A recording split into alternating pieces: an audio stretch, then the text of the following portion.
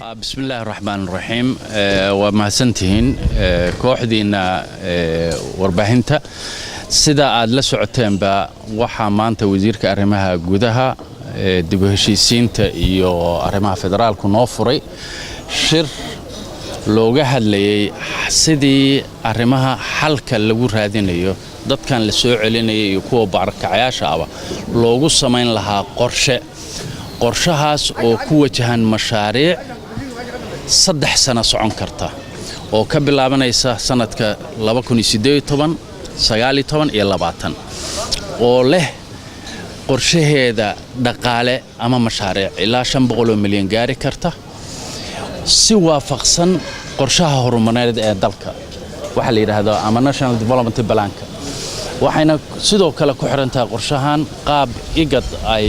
hawl u waday oo aan qayb ka ahayn oo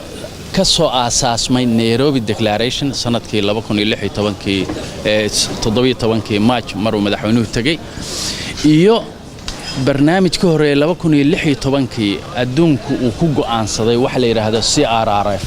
oo Refugee Response Refugee Framework marka qodobadaas heer caalami ah heer goboleed ah iyo heer Soomaaliyeed ah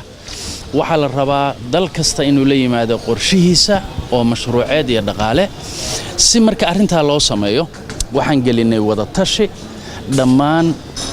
hay'adaha ku shaqada leh maamul goboleedyada iyo gobolka Banaadir ayaa loo wacay wasiirka arrimaha gudaha wasiir ku-xigeenka arrimaha gudaha Puntland komishinarada refugeeska IDPska ee Jubaland Puntland Hirshabelle Iswa iyo gobolka Banaadir sarkaal ka socday iyo hay'adaha dawladeed ee line ministeriga waxa la yiraahdo oo wasaaradaha shaqada ku leh oo qaarkoodna la joogeen intaas farsamo ahaan ayay maanta u tashanaysay marka ay tashigaan labada bari dhameeyana waxa la aadi doonaa gobolada si